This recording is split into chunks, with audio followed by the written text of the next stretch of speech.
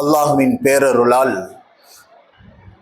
9வது தின தராவீஹ் தொழுகையை நாம் முடித்துவிட்டு அமர்ந்திருக்கிறோம். அல்ஹம்துலில்லாஹ். அல்லாஹ் ஜல்ல ஷானஹு வ தஆலா நம்முடைய இந்த அமலை கபூல் செய்து கொள்வானாக. ரமலானினுடைய முழு அமல்களையும் சரிவர நிறைவேற்றக்கூடிய பாக்கியத்தை அல்லாஹ் நம் அனைவருக்கும் நசீபாக்குவானாக. இப்ப நாம தொடர்ந்து நபிமார்களினுடைய வரலாற்று தொடரை பார்த்து கொண்டே வருகிறோம். அந்த வரலாற்று தொடரில் ஆதம் அலைஹிஸ்ஸலாம் பூமியில் இறக்கப்பட்டதையும், இறங்கிய பிறகு அவர்களுக்கு குழந்தை பிறந்ததும், அந்த குழந்தைகளுக்கு மத்தியில் ஏற்பட்ட சண்டை சச்சரவுகளுடைய ஆரம்பமும், அதில் ஏற்பட்ட முதல் பிழை ஆபிலை கொலை செய்தது. இப்பொழுதுதான் இங்கிருந்து சட்ட பிரச்சனைகள் ஆரம்பமாகிறது. எனவே சட்டம் என்று வந்துவிட்டால் நபிமார்களினுடைய தேவை அந்த இடத்தில் இருக்கிறது. காரணம், அவர்கள்தான் அல்லாஹ்விற்கும் மக்களுக்கும் மத்தியில் சட்டத்தை கொண்டு வந்து சேர்க்கக்கூடிய செய்தியாளர்கள். அப்ப நேற்றைய தொடரிலே நபிமார்கள் என்றால் யார் என்றும், அவர்களுக்கு என்ன இலக்கணம் என்பதையும், அதில் ஏற்பட்ட பிழைகளினால் யார் யாரெல்லாம் வழி தவறி சென்று விட்டார்கள் என்பதையும், அதை தொடர்ந்து அவர்களுக்குரிய இயல்பு தன்மை எப்படி இருந்தது என்பதையெல்லாம் நேற்றைய தினம் பார்த்தோம். அந்த நபிமார்களினுடைய தொடரிலே அவர்களுக்குரிய பொறுப்புகள் என்ன, நபிமார்களுக்குரிய பொறுப்புகள் என்ன என்பதை இன்றைய தினம் நாம் பார்க்கவிருக்கிறோம். சுமார் 7 வகையான பொறுப்பை எல்லா நபிமார்களுக்கும் அல்லாஹ் தொடர்ந்து கொடுத்தான். அந்த பொறுப்பில் தோய்வு ஏற்பட்டால் சில நேரங்களில் நபிமார்களையே அல்லாஹ் ஜல்ல ஷானஹு வ தஆலா சரி செய்கிறான். முதலாவது பொறுப்பை பற்றி கிதாபுகளில் பதிவு செய்கிறாங்க. அல் யகீனு அலா அஹ்காமி ஷரீஆ. முதலில் ஒரு நபி தனக்கு கொடுக்கப்பட்ட சட்டத்தின் மீது முழுமையாக நம்பிக்கை கொள்ள வேண்டும். அவர் தன்னுடைய சட்டத்தை தன் மீது ஈமான் கொள்ள வேண்டும். இது முதல் காரணமாக எழுதுறாங்க. உலகத்தில் அனுப்பப்படக்கூடிய எந்த ஒரு செய்தியாளர், எந்த ஒரு நபியும் தன்னுடைய சட்டத்தின் மீது யகீன், உறுதி கொண்டவராக இருக்க வேண்டும் அப்படின்றாங்க. இரண்டாவது காரணம் சொல்றாங்க, வத்தப்லீகு இலைஹின் நாஸ். மக்களை அந்த சட்டத்தின் பக்கம் அழைப்பை கொடுப்பது நபிமார்களுடைய இரண்டாவது வேலை. அழைப்பு கொடுப்பது. எல்லா நபிமார்களும் தனக்கு கொடுக்கப்பட்ட பொறுப்பை சரிவர செய்தார்கள். அதில் எந்த தொய்வும் மேற்கொள்ளவில்லை. அதற்கென்று இடம் பார்க்க மாட்டாங்க, பொருள் பார்க்க மாட்டாங்க, சூழ்நிலைகளை பார்க்க மாட்டார்கள். எந்த நேரத்தில் வாய்ப்பு கிடைத்தாலும் உடனே பயன்படுத்துவார்கள். நூஹ் அலைஹிஸ்ஸலாத்தை பற்றி நான் சொல்லி இருக்கிறேன். இரவு பகலாக அல்லாஹ்வின் பக்கம் அழைப்பு கொடுப்பாங்க. ஒரு சின்ன நிக்காக இருக்கா, அந்த நிக்காவினுடைய மஜ்லிஸில் சென்று வேகமாக அல்லாஹ்வின் பக்கம் அழைப்பு. சந்தை பகுதிக்கு சென்று உடனே அல்லாஹ்வின் பக்கம் அழைப்பு. எல்லா நபிமார்களும் இந்த தப்லீக், தன்னுடைய இந்த கொடுக்கப்பட்ட பொறுப்பை நிறைவேற்றுவதில் உறுதியாக இருந்தார்கள். அது இடம், பொருள், ஏவல், வீடு, வாசல், மனைவி, மக்கள், சூழ்நிலைகள் எதையும் அவர்கள் கருத்தில் கொள்ளாது அல்லாஹ் கொடுக்கப்பட்ட பொறுப்பை மிக சரிவர நிறைவேற்றினார்கள். வரலாறு சொல்லும். யூத சிறுவன் ஒருவன் பெருமானாருடைய காலத்திலே பெருமானாரோடு பணிவிடை செய்து வந்தான். உடனே அவன் படுத்த படுக்கையாகிவிட்டான். இந்த யூத சிறுவன் வேகமாக ஸல்லல்லாஹு அலைஹி வஸல்லம் அவருடைய இறுதி நிலைக்கு, சக்கராத்துடைய வேதனையில் இருக்கக்கூடிய நேரத்துல போறாங்க. அந்த இடத்தில் போய் வேகமாக ஸல்லல்லாஹு அலைஹி வஸல்லம் அந்த சிறுவனிடத்தில் சொல்றாங்க, கல்லிம் ஹாதிஹில் கலிமா, இந்த கலிமாவை ஒரு தடவை சொல்லிறேன் அப்படின்றாங்க. உயிர் போகிறது. அந்த சிறுவனுடைய நாவிலிருந்து கலிமா வர வேண்டும் என்று ரசூலுல்லாஹ் ஆசை கொள்ளுகிறார்கள். தனக்காக வேண்டி பணிவிடை செய்த அந்த சிறுவன் எப்படியாவது சொர்க்கத்திற்கு செல்ல வேண்டும் என்று பேராசையோடு அந்த கலிமாவை சொல்றாங்க. அந்த சிறுவன் தன் தந்தையின் பக்கம் ஏறெடுத்து பார்க்கிறார். தந்தை யூதனாக இருந்தும் கூட அத்தி அலி அபுல் காசிம், நீ அபுல் காசிம் என்ன சொல்றாரோ கட்டுப்படு என்று சொல்ல அந்த சிறுவன் உடனே கலிமாவை சொல்லுகிறான். லா இலாஹ இல்லல்லாஹ் முஹம்மதுர் ரசூலுல்லாஹ். எப்பொழுது கலிமாவை சொல்லிட்டானோ அதே நிலையிலேயே அவனுடைய உயிர் பிரிகிறது. ஸல்லல்லாஹு அலைஹி வஸல்லம் அவ்வளவு சந்தோஷத்தோடு இந்த வார்த்தையை சொல்லிக்கொண்டே வீட்டிலிருந்து வெளியாகிறார்கள். அல்ஹம்துலில்லாஹில்லதி அன்கத மினன் நாரி ஹாத ஸிபியான். இந்த சிறுவனை நிரந்தர நரகத்திலிருந்து பாதுகாத்த அல்லாஹ்விற்கே எல்லா புகழும் என்று சொல்லியவர்களாக செல்கிறார்களே. ஆனால் இடம், பொருள், ஏவல் எந்த ஒரு விஷயத்தையும் பெருமானா ஸல்லல்லாஹு அலைஹி வஸல்லம் அவர்கள் பார்க்க மாட்டாங்க. எல்லா நபிமார்களும் வாய்ப்புகள் கிடைக்கும் பொழுது அதை சரிவர பயன்படுத்தி கொண்டார்கள். வரலாற்றில் பார்க்கிறோம். சிறையில் அடைக்கப்பட்டிருந்தாங்க யூசுப் அலைஹிஸ்ஸலாம். சிறையில சில இட்டுக்கட்டதின் மூலமாக சிறையில் அடைக்கப்பட்டு குற்றத்தை தண்டனைக்காக வேண்டி அனுபவித்துக் கொண்டிருக்கக்கூடிய நேரத்திலே 2 பேர் கனவு ஒன்றை பார்க்கிறாங்க. கனவை பார்த்து யூசுப் அலைஹிஸ்ஸலாம் அவரிடத்தில் நன்னடத்தையினால யார்கிட்ட பார்த்த கனவிற்கு விளக்கம் கேட்பது என்று தெரியல. உடனே அந்த யூசுப் அலைஹிஸ்ஸலாம் பார்ப்பதற்கு நல்ல தோற்றத்தில் இருக்கிறார், நல்ல உபதேசம் செய்கிறார், அல்லாஹ்வின் பக்கம் மக்களை அழைத்துக் கொண்டே இருக்கிறார். இவர்தான் அந்த கனவுக்கு சரியான ஆளு. எனவே கனவுக்கு விளக்கம் சொல்லுங்களேன் என்று யூசுப் நபியோடு சிறையில் இருந்த அந்த கைதிகள் போய் கேட்கும் பொழுது யூசுப் அலைஹிஸ்ஸலாம் பாருங்க வாய்ப்பை எப்படி பயன்படுத்துறாங்க. நான் கனவுக்கு விளக்கம் சொல்றேன், அதுக்கு முன்னாடி நான் சொல்றத கொஞ்சம் கேட்கிறீங்களா அப்படின்னு சொல்லிட்டு அர்பாபு முத்தஃபர்ரிகுன் அமில் கைருன் அமில்லாஹுல் வாஹிதுல் கஹ்ஹார். பல கடவுள்கள் சிறந்தவரா அல்லது அனைத்தையும் படைத்து பரிமாணித்த ஒரே இறைவன் சிறந்தவனா என்று இந்த நேரத்தில் அல்லாஹ்வின் பக்கம் அழைப்பை கொடுக்கக்கூடியவர்களாக இருந்தார்கள் சய்யிதுனா யூசுப் அலைஹிஸ்ஸலாத்து வஸ்ஸலாம். இப்ப யோசித்து பார்க்கிறோம், நபிமார்கள் தப்லீக் இலைஹி தன்னுடைய அந்த ஷரியத்தினுடைய சட்டத்தின் பக்கம் மக்களை முழுமையாக அழைப்பு கொடுக்கக்கூடியவர்களாக இருந்திருக்கிறார். சூழ்நிலைகளை பார்க்கவில்லை, அவனுடைய நாவிலிருந்து ஒரு கலிமா வந்து விடாதா ஆசைப்படுவார்களாம் நபிமார்கள். எல்லா நேரத்திலும் சரி, பகைமை, இவன் எனக்கு துரோகம் செய்து விட்டான், அவன் என்னை துன்புறுத்தி விட்டான், எதையும் பார்க்க மாட்டார்கள். அவனுடைய நாவிலிருந்து ஒரே ஒரு கலிமா. உசாமா ரதியல்லாஹுவோட சேர்ந்து ஒரு அன்சாரி தோழரை ஸல்லல்லாஹு அலைஹி வஸல்லம் ஒரு போருக்கு அனுப்பி வைக்கிறாங்க. உசாமா ரதியல்லாஹு மிகப்பெரிய ஒரு வீரர். ஜுஹைமா அப்படின்ற கூட்டத்திற்கு எதிராக போருக்காக வேண்டி தளபதியாக செல்கிறார்கள் உசாமா. போரிலே வெற்றி கொண்டு விடுகிறார்கள். ஒரே ஒரு யூதன் மட்டும் சில வாள்களை எடுத்து காயப்படுத்தி கொண்டிருக்கிறான் முஸ்லிம்களை. அந்த களத்திலேயே உசாமாவும் கூட ஒரு அன்சாரி தோழரும் அந்த யூதனை விரட்டி கொண்டு ஓடுறாங்க. அவன் ஓடிக்கொண்டே இருக்கிறான், கையில வாளு. அன்சாரிகள் ரதியல்லாஹுடைய கையிலை வாளு, உசாமா ரதியல்லாஹுடைய கையிலை வாளு. யூதன் பயந்து கொண்டு ஓடுறான். ஓடி போய் ஒரு மரத்துக்கு பின்னாடி ஒளிந்து கொண்டான். ஒளிஞ்சுக்கிட்டோடனே உசாமா ரதியல்லாஹு இந்த பக்கம், இந்த சைடு அன்சாரி ரதியல்லாஹு சுத்தி போய் ரவுண்ட் அப் பண்ணிட்டாங்க. இப்ப இந்த யூதன் என்ன செய்கிறான், உடனே பயந்து கத்தி லா இலாஹ இல்லல்லாஹ் முஹம்மதுர் ரசூலுல்லாஹ் அப்படின்ற வார்த்தையை சொல்லிட்டான். வார்த்தையை சொன்னோடனே அன்சாரி சஹாபி வேகமாக அவனை வெட்டாமல் வாளை கீழே போட்டு விட்டார். ஆனா உசாமா ரதியல்லாஹு இல்ல, நீ உயிருக்கு பயந்து கலிமாவை சொல்லுகிறாய், உன்னுடைய நோக்கம் உண்மையான நோக்கம் அல்ல என்று அவரை வெட்டி விடுகிறார்கள்.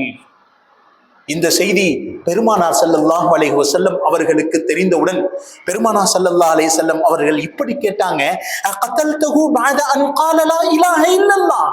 அவர் கலிமா சொன்ன பிறகும் மறுபடியும் அவரை நீ வெட்டினாயா? யா ரசூலல்லாஹ், அவர் உண்மையான இஹ்லாஸோடு அவர் கலிமாவை சொல்லவில்லை யா ரசூலல்லாஹ், பயந்து கொண்டு சொன்னார். ஹல்லா ஷகக்த கல்பா, நீ என்ன அவருடைய உள்ளத்தை பிளந்து பார்த்தாயா? அவர் சொன்ன இந்த கலிமா நாளை மறுமையில் உன்னிடத்தில் வந்து வாதம் செய்யுமே அல்லாஹ்விற்கு முன்னால், நீ எப்படி தப்பிப்பாய் என்று உசாமாவை பார்த்து பெருமானார் ஒரு தடவை 2 தடவை அல்ல பல தடவை கேட்டார்கள். உசாமா ரதியல்லாஹு அன்ஹு அவர்கள் சொல்லி காட்டுறாங்க, நான் அந்த யூதனை வெட்டாமல் இருந்திருக்க கூடாதா என்று கவலைப்படக்கூடிய அளவிற்கு நபிமார்கள் எப்படியாவது அவனுடைய நாவிலிருந்து கலிமா வந்து விடாதா என்று ஏங்கிய வண்ணமாகவே இருப்பார்கள். அப்ப நபிமார்களுடைய 2வது தன்மை அத்தப்லீகு இலைஹி, தனக்கு கொடுக்கப்பட்ட ஷரியத்தின் சட்டத்தின் பக்கம் மக்களை அழைப்பு விடுத்துக் கொண்டே இருப்பார்கள். 3வது தன்மையாக சொல்லுகிறார்கள் அல் மஅசூமியத், நபிமார்கள் பாவங்களை விட்டு பரிசுத்தமானவர்கள். அல்லாஹ் பாதுகாத்துக் கொண்டே இருந்தான். இப்ப நமக்கெல்லாம் கேள்வி வரும், ஆதம் அலைஹிஸ்ஸலாம் பாவம் செஞ்சுட்டாங்க தானே, அப்படி செஞ்சதுனால தானே வானத்திலிருந்து பூமியின் பக்கம் அல்லாஹ் இறக்குனா என்று வெளிரங்கத்தில் நாம் நினைக்கிறோம். ஆனால் பாவம் செய்ய வேண்டும் என்று ஏற்படுத்தியது அல்லாஹ். அதனால தான் பாவம் செய்யறதுக்கு முன்னாடி, படைப்பதற்கு முன்னாடியே மலக்குமார்கள்ட்ட என்ன சொல்றான் அல்லாஹ், இன்னி ஜாயிலும் ஃபில் அருதி, நான் பூமியில போய் ஒரு என்னுடைய கலீஃபாவை படைக்க போறேன்னு சொல்றான். அல்லாஹ்வே திட்டமிட்டு விட்டான் ஆதம பூமிக்கு இறக்கணும். அப்ப நபிமார்கள் என்பவர்கள் பாவங்களை விட்டு பரிசுத்தமானவர்கள், அல்லாஹ் பாதுகாக்கிறான். இப்ராஹிம் அலைஹிஸ்ஸலாத்தை பற்றி வரலாற்றுல வரும், எல்லா சிலைகளையும் உடைச்சிட்டு ஒரு பெரிய கோடாரி எடுத்து பெரிய சிலையில மாட்டி விட்டுட்டு வந்துருவாங்க. மாட்டி விட்டு வந்தோன்னே அந்த மக்கள்லாம் அரசன் கூப்பிட்டு இப்ராஹிம இன்னும் சமியனா ஃபத்தை எதுக்குருகும் யுகாலு லஹு இப்ராஹிம் மக்கள் சொல்லிடுவாங்க. இப்படி ஒரு வாலிபர் இருக்கிறாரு, அவர் தான் இந்த சிலைகளை எல்லாத்தையும் உடைச்சிருக்கலாம் அப்படின்னு சொன்ன உடனே அரசர் இப்ராஹிம் அலைஹிஸ்ஸலாத்தை கூட்டு வந்துருவார். கூட்டு வர சொல்லி ஏன் இதை உடைச்சன்னு கேட்டோடனே இப்ராஹிம் அலைஹிஸ்ஸலாம் தான் உடைச்சன்னு சொல்லாம அந்த பெரிய சிலைட்டு கேட்டு பாருங்க, அது சொல்லும் சொன்னாங்க. அப்ப வரலாற்று ஆசிரியர்கள் இதை வைத்து என்ன சொல்றாங்க, இந்த இடத்தில் இப்ராஹிம் பொய் சொல்லவில்லை. காரணம், நபிமார்கள் குற்றங்களை விட்டும் அப்பாற்பட்டவர்கள். ஏன் இப்படி வார்த்தையை இப்ராஹிம் அலைஹிஸ்ஸலாம் பயன்படுத்தினாங்கன்னா அது வேற ஒண்ணும் இல்லை, மக்களுக்கு புரிய வைப்பதற்காக.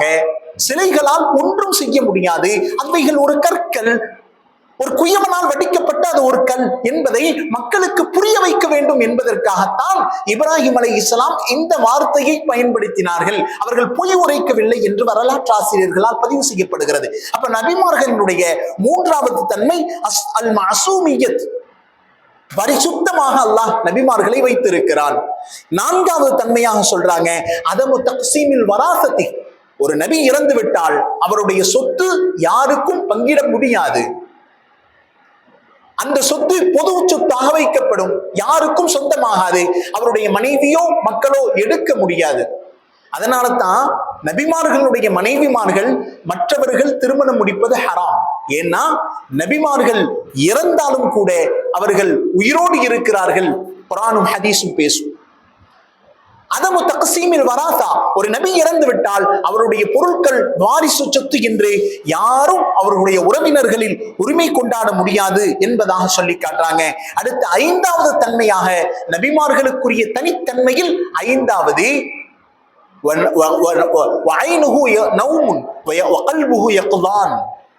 நபிமார்களுடைய தன்மை என்னன்னா, கண்ணு மூடி இருக்கும் தூங்கும் போது, ஆனால் உள்ளம் விழித்திருக்கும். நபிமார்களுக்கென்று அல்லாஹ் தனித்தன்மையாகவே வைத்திருக்கிறார். கண்ணு மூடி இருக்கும் ஆனால் உள்ளம் விழித்திருக்கும்.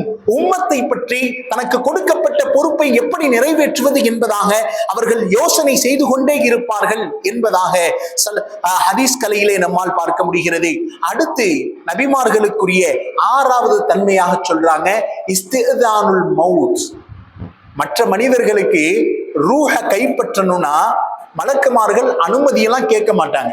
நீ எங்க இருந்தாலும் உன் உயிர் போறது போயே ஆகும். நான் அங்க இருக்கிறேன் இங்க இருக்கிறேன், ஒரு 2 நிமிஷம் எனக்கான வாய்ப்பு கொடுங்க அப்படின்லாம் மலக்குள் மௌத்துட்டு நம்ம பேச முடியாது. அவனுக்கு மரணத்துடைய நேரம் வந்து விட்டால் உடனே கைப்பற்றி விடுவாங்க. ஆனால் நபிமார்களுக்கு மாத்திரம் மலக்குள் மௌத் அனுமதி கேட்பார்கள், உடனே கைப்பற்றிட முடியாது. நீங்க சொல்லுங்க, உங்களுடைய உயிரை நாங்கள் கைப்பற்ற வேண்டும். ஆதம் அலைஹிஸ்ஸலாத்து வஸ்ஸலாம் அவர்களிடத்தில் அனுமதி கேட்கிறாங்க, உங்களுடைய உயிரை நாங்கள் கைப்பற்ற வேண்டும். பெருமானா ஸல்லல்லாஹு அலைஹி வஸல்லத்திட்ட அனுமதி கேட்கிறாங்க, உங்களுடைய உயிரை இப்படியாக மௌத்துடைய நேரம் வந்துவிட்டால் நபிமார்களுக்கு மட்டும்தான் மலக்குல் மௌத் அனுமதி கேட்க வேண்டும் என்பதாக இது நபிமார்களுக்குரிய தனித்தன்மையாக கிதாபுகளில் பதிவு செய்கிறாங்க. அடுத்ததாக கிதாபுகள்ல பதிவு செய்கிறாங்க இஹ்தியாருல் ஃபிஅலைன். ஒரு செயலை செய்யறதுக்கு முன்னாடி நபிமார்களுக்கு 2 விஷயத்தை அல்லாஹ் எடுத்து காட்டுவார். அதுல எதில் பிரயோஜனம் அதிகம் இருக்கிறதோ அதை தேர்ந்தெடுக்கும் பக்குவத்தை அல்லாஹ் ஜல்ல ஷானஹு வ தஆலா இந்த நபிமார்களுக்கு கொடுப்பான். ரசூலுல்லாஹுடைய வாழ்க்கையில் நடந்த அனைத்து விஷயத்திலையும் அவர்களுக்கு எடுத்து காட்டப்பட்டது. அப்ப நபிமார்களுடைய இந்த மொத்த தன்மையும் கிதாபுகளில் பதிவு செய்கிறாங்க.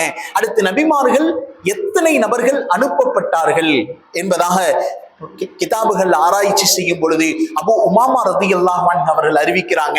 அவர்களுடைய ரிவாயத்தின்படி ரசூல்மார்கள் 313 பேரும், நபிமார்கள் 1,24,000 என்பதாக ஒரு ரிவாயத்தில் இருக்கிறது.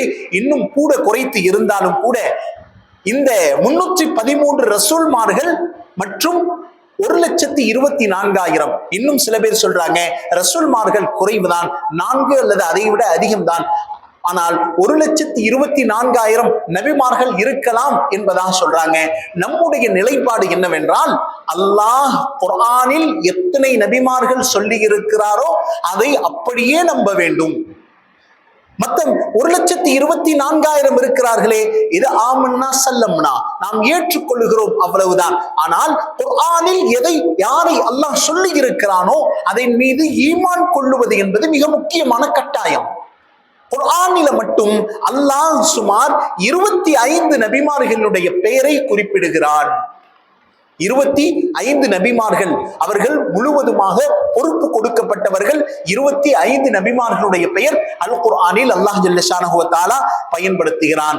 முதலாவது ஆதம் அலைஹிஸ்ஸலாத்து வஸ்ஸலாம், இத்ரீஸ் அலைஹிஸ்ஸலாத்து வஸ்ஸலாம், நூஹ் அலைஹிஸ்ஸலாத்து வஸ்ஸலாம், ஹூத் அலைஹிஸ்ஸலாத்து வஸ்ஸலாம், சாலிஹ் அலைஹிஸ்ஸலாத்து வஸ்ஸலாம், இப்ராஹீம் அலைஹிஸ்ஸலாத்து வஸ்ஸலாம், லூத் அலைஹிஸ்ஸலாம், இஸ்மாயில் அலைஹிஸ்ஸலாம், இஸ்ஹாக் அலைஹிஸ்ஸலாம், யாக்கூப் அலைஹிஸ்ஸலாம், யூசுப் அலைஹிஸ்ஸலாம், ஷுஐப் அலைஹிஸ்ஸலாம், அய்யூப் அலைஹிஸ்ஸலாம், துல்கிஃபில் அலைஹிஸ்ஸலாத்து வஸ்ஸலாம், மூசா அலைஹிஸ்ஸலாம், ஹாரூன் அலைஹிஸ்ஸலாம், தாவூத் அலைஹிஸ்ஸலாம், சுலைமான் அலைஹிஸ்ஸலாம், இல்யாஸ் அலைஹிஸ்ஸலாம், அல்யஸா அலைஹிஸ்ஸலாம், யூனுஸ் அலைஹிஸ்ஸலாம், ஜக்கரியா அலைஹிஸ்ஸலாம், யஹ்யா அலைஹிஸ்ஸலாம், ஈசா அலைஹிஸ்ஸலாம், இறுதியாக முஹம்மதுன் ஸல்லல்லாஹு அலைஹி வஸல்லம்.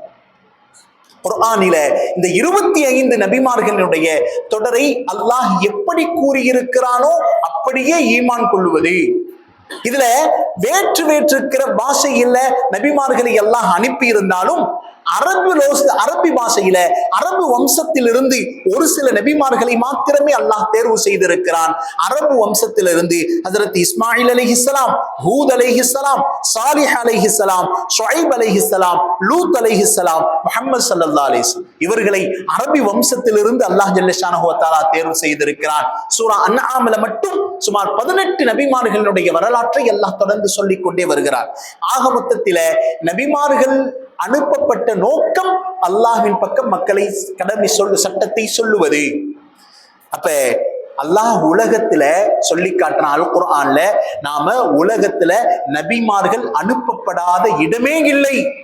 வமா அர்சல்னா மிர் ரசூலின் இல்லா பிலிசானி கௌமி, அந்தந்த பாஷைக்கு தோதுவாக நாம் நபிமார்களை அனுப்பி வைத்திருக்கிறோம். எல்லா இடத்திலையும் நபிமார்கள் வந்திருக்கிறார். இந்தியா முதற்கொண்டு நபிமார்கள் இருப்பதாக வரலாறுகள் சொல்லுகிறது. நேபாள் நபிமார்கள் இருந்ததாக வரலாறு சொல்லுகிறது.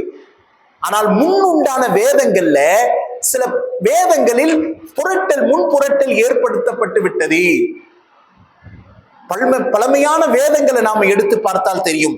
ரிக் வேதமாக இருக்கட்டும், யஜுர், சாமம், அதர்வன், கீதா, இது போல பைபிள், எல்லா வேதங்களிலேயும் ஒரே கோட்பாடுதான், படைத்த ஒருவன், அவனுக்கு உருவம் கிடையாது.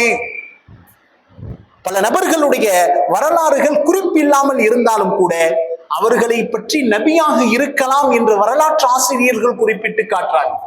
அதுல நேபாளுடைய பகுதியில் இருந்த புத்தர் கிமு 563 வாழ்ந்து வந்தார். இவரும் நபியாக இருக்கலாம் என்று வரலாற்று ஆசிரியர்களால் சந்தேகிக்கப்படுகிறது. சித்தா கௌதம் என்று இவருடைய பெயர். புத்தருடைய அசல் பெயர் சித்தா கௌதம். இவர் நேபாளுடைய பகுதியிலே கிமு 563 வருடத்தில் அவர் பிறந்திருக்கிறார். இவருடைய கொள்கையில் அத்தனையும் நபிமார்கள் சொல்லக்கூடிய அத்தனை வாசகங்களுக்கும் ஒத்து போகிறது. ஆனால் இவரை பற்றிய துல்லியமான வரலாறு இல்லை. ஆனால் இவரும் ஒரு நபியாக இருக்கலாம் என்பதாக கிதாபுகளில் பதிவு செய்கிறாங்க. ஏன்னா இவர்களுடைய பிரதான வேதமாம் தமம்பம் என்ற இவங்களுடைய வேதத்தில் சொல்லப்பட்டிருக்கக்கூடிய இந்த புத்தருடைய வாக்குகள் அத்தனையும் நபிமார்கள் சொல்லக்கூடிய அத்தனைக்கும் ஒத்து போகிறது. ரசூலுல்லாஹுடைய ஹதீஸுக்கு ஒத்து போகிறது, குர்ஆனுக்கு ஒத்து போகிறது. என்ன சொல்றாரு? வாழ்க்கையில் துக்கத்தை தவிர்க்க முடியாத ஒன்றுதான். ஆசையே துன்பத்திற்கு காரணம். புத்தருடைய வாக்கு என்னங்க? புத்தருடைய வாக்கு. அல் குர்ஆன் இதையே தானே சொல்லுகிறது. வலகத் ஹலக்னல் இன்சான ஃபீ கபத்.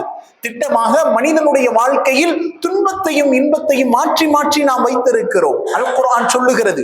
புத்தருடைய வாழ்க்கையை நீங்க எடுத்து பாருங்க. அடுத்து சொல்றாரு, ஆசையை கட்டுப்படுத்தினால் துன்பத்திலிருந்து விடுபடலாம். புத்தர் சொல்லுகிறார். குர்ஆன் என்ன சொல்லுகிறது? வ அம்மா மன் காஃப மகாம ரப்பி வ நஹன் நஃப்ஸ அனில் ஹவா. அல்லாஹ்வினுடைய சன்னிதானத்திற்கு தலை குனிந்து நிற்பதை பயந்து ஒருவன் பாவம் செய்வதை விட்டுவிட்டால் அவருக்கு சொர்க்கம். ஆசையை கட்டுப்படுத்தி துன்பத்திலிருந்து வெற்றி பெறலாம் என்று புத்தரின் வாக்கு. குர்ஆனும் அதிகே சொல்லுகிறது. மன அமைதி. அடுத்து புத்தருடைய வாக்கு என்ன? மன அமைதி வாழ்க்கையில் மிக முக்கியமான ஒன்று. குர்ஆன் என்ன சொல்லுகிறது? அலா பிதிக்ரில்லாஹி தத்மஇன்னுல் குலூப். நீங்க திக்ரை செய்யுங்க, உங்களுக்கு நிம்மதி கிடைக்கும். குர்ஆன் சொல்லுகிறது. புத்தருடைய அதிகமான வாக்குகள் குர்ஆன் ஹதீஸுக்கு ஒத்து போகிறது. ஆனால் இவர் நபி என்பதாக புரட்டல் ஏற்படுத்தப்பட்டு விட்டது வரலாற்றில் சொல்லி காட்டுறாங்க. அவர் அடுத்து புத்தருடைய வாக்க பாருங்க. அனைவருக்கும் அன்பையும் கருணையும் நீங்கள் செலுத்துங்கள். புத்தரின் வாக்கு. ஹதீஸ்ல ரசூலுல்லாஹ் இப்படியே தான தெளிவா சொல்றாங்க. இர்ஹமு ஃபில் அர்த் இர்ஹமுக்கும் ஃபிஸ் ஸமா. நீங்க பூமியில இருப்பவர்கள் மீது இரக்கம் காட்டுங்கள், வானத்தில் உள்ளவர்கள் உங்களின் மீது இரக்கம் காட்டுவார்கள். ரசூலுல்லாஹும் அப்படியே சொல்லுகிறார்களே.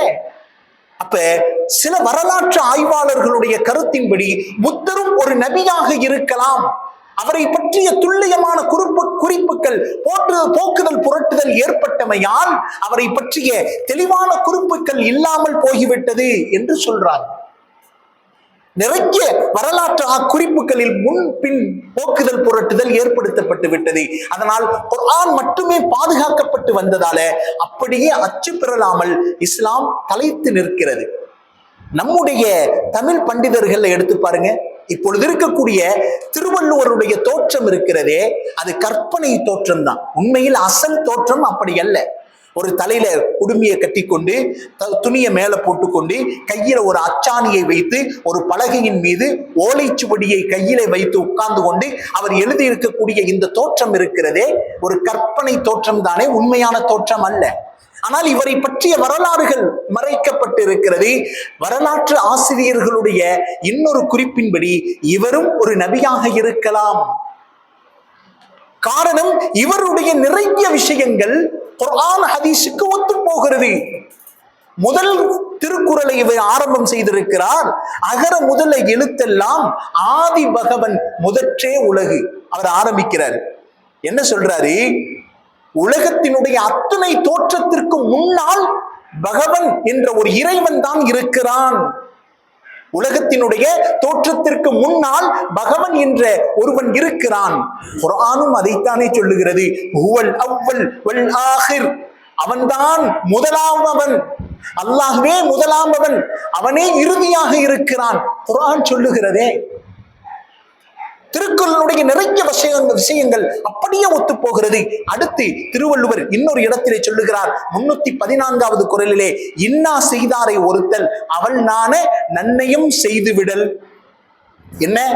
இன்னா செய்தாரே ஒருத்தல்னா, உனக்கு யார் கஷ்டம் கொடுத்தாரோ அவர் வெட்கப்பட நன்மையும் செய்து விடல், அவருக்கே நீ உபகாரம் செய்து விடு என்று திருக்குறளில் 314வது திருவள்ளுவர் எழுதி வைத்திருக்கிறார். குர்ஆன் எப்படி அழகாக சொல்லுகிறது. அஹ்சின் கமா அஹ்ஸனல்லாஹ். 78-77வது வசனத்தில் அல்லாஹ் சொல்லுகிறான், அல்லாஹ் உனக்கு உபகாரம் செய்து காட்டியதை போல நீ மற்றவர்களுக்கும் உபகாரம் செய். எவ்வளவு அழகாக ஒத்து போகிறது. திருக்குறள் கிட்டத்தட்ட சில வரலாற்று ஆசிரியர்களின்படி திருவள்ளுவரும் ஒரு நபியாக இருக்கலாம் என்றும் குறிப்பிடப்பட்டிருக்கிறது. அவர் மக்களுக்கு போதனைகள் செய்கிறார். அவரை பற்றிய துல்லியமான வரலாறுகள் அளிக்கப்பட்டு விட்டது. அடுத்ததாக சொல்லி காட்டுறாங்க, கற்றதனால் ஆரிய பயன் என்ன, வாளரிது நட்பான் புகழ் பெறின் என்ற ஒரு திருக்குறள். 400வது குறள் என்ன சொல்றாரு? இதனுடைய கருத்து என்ன? நீ கற்ற கல்விக்கு உனக்கு மதிப்பு கிடைக்காவிட்டால் அந்த கல்வியை கொண்டு உனக்கு பயன் என்ன? அப்ப நீ பயன் இல்லாத இடத்தில் இருக்காதே, உனக்கு மதிப்பு இருக்க வேண்டும் என்று திருவள்ளுவர் சொல்லுகிறார். அல் குர்ஆனும் அதையே தானே சொல்லுகிறது. ஹல் யஸ்தவில்லதீன யஅலமூன வல்லதீன லா யஅலமூன். ஐயா, அறிந்தவர்களும் அறியாதவர்களும் சமமாக மாட்டாங்க. அறிந்தவர்கள் தான் உயர்ந்தவர்கள் அல் குர்ஆன் சொல்லி காட்டுகிறதே. அப்போ ஒரு சொல்லின்படி திருவள்ளுவரும் கூட மக்களுக்கு நல்லதை எடுத்து வைத்துக் கொண்டிருந்தார். ஆனால் அவருடைய வரலாறு போக்குதல் புரட்டுதல் ஏற்படுத்தப்பட்டு மறைக்கப்பட்டது. உண்மையான வரலாறு இதுவரைக்கும் தெரியாததால் வரலாற்று ஆசிரியர்களுடைய ஒரு சொல்லின்படி அல் குர்ஆன் ஹதீஸுக்கு ஒத்து போவதால் அவரும் ஒரு நபியாக இருக்கலாம் என்றும் கோருகிறது. எல்லா வேதங்களை நீங்கள் எடுத்து பாருங்க, அத்துணை வேதங்களும் போக்குதல் புரட்டுதல் ஏற்படுத்தப்படாத அசலிலே இருக்குமே. ஆனால் எல்லா வேதங்களும் ஒரே இறைவனை பற்றித்தான் சொல்லும். அந்த உருவமற்ற ஒரே இறைவன் இருக்கிறான், அவன்தான் அனைத்து உலகத்தையும் படைத்தான், அவனே வணங்குவதற்கு தகுதியானவன். இந்து வேதங்கள் அத்துணை வேதங்களும் இதை சொல்லுகிறது. பேர் மட்டும் மாறிக்கொண்டே இருக்கிறது, பேர் தான் மாறும், ஆனா கொள்கை என்பது ஒன்றுதான். ரிக் வேதம் சொல்லுகிறது எகம் செட் வித்ரா பகுத்தா விதம் அப்படின்ற 164 அத்தியாயம் 46வது வசனத்துல, 1வது வால்யூம் 164வது அத்தியாயம் 46வது வசனத்துல ரிக்வேதம் சொல்லுகிறது, படைத்த அந்த சத்தியவான் என்பவன் ஒருவன் தான், உலகத்தை படைத்து பரிபாலித்தவன் சொல்லுகிறது. இதேதான அல் குர்ஆன் சொல்லுது, குல் ஹுவல்லாஹு அஹத். நபியே நீர் சொல்லுவீராக, அல்லாஹ் ஒருவன் இருக்கிறான். ரிக்வேதம் பேசுகிறது. பகவத்கீதா சில இடங்களில் இப்படி சொல்லும், நீ செய்யும் செயல் எந்த விதமோ அந்த விதத்தில் தான் பலன் கிடைக்கும். பகவத்கீதாவினுடைய வாசகங்கள் அல்லாஹ் அல் குர்ஆனிலே 99வது 7 வசனத்தில் சொல்லி காட்டுகிறான், யார் ஒருவர் இந்த உலகத்தில் நல்ல விஷயங்களை செய்வாரோ திட்டமாக அவர் அதை பெற்றுக் கொள்ளுவார் என்று அல் குர்ஆன் பேசுகிறது. அப்ப குர்ஆன் ஒன்றே பாதுகாக்கப்பட்டு வந்ததால் இறை வேதங்கள் இறை வாக்குகள் அத்தனையும் நேர்த்தியாக இதுவரைக்கும் எந்த ஒரு பிசகாமல் அப்படியே களங்கம் இல்லாமல் உலகத்திற்கு அறிவுறுத்தி கொண்டே இருக்கிறது அல் குர்ஆன். சில வேதங்களிலே போக்குதல் புரட்டுதல் மனிதனுடைய கற்பனை கதைகள் கையாடல்கள் செய்யப்பட்டு விட்டதால் அதனுடைய உண்மையான தாற்பயம் கலங்கடிக்கப்பட்டு விட்டாலும் ஒரு சில வசனங்கள் மாத்திரமே பழைய உண்மைகளை கூறிக்கொண்டிருக்கிறது என்று வரலாற்றினால் நம்மால் பார்க்க முடிகிறது. எனவே இந்த அத்தனை விஷயங்களும் நபிமார்களுடைய மிக முக்கியமான பொறுப்பாக இருக்கிறது. இந்த சட்டங்கள் அனைத்தையும் நபிமார்கள் தனக்கு கொடுக்கப்பட்ட அத்தனை விஷயங்களையும் சரிவர நிறைவேற்றினார்கள். இப்பொழுதிலிருந்து சட்டங்கள் ஆரம்பமாகிறது. நபிமார்கள் எங்கெங்கு தோன்ற ஆரம்பித்தார்கள், அதற்கு அடுத்து எங்கு என்ன சம்பவம் நிகழ்ந்தது என்பதை இன்ஷா அல்லாஹ் நாளை பார்க்கலாம். அல்லாஹ் ஜல்ல ஷானஹு வ தஆலா எதை சொன்னோமோ எதை கேட்டோமோ அதன்படி அமல் செய்வதற்கு நம் அனைவருக்கும்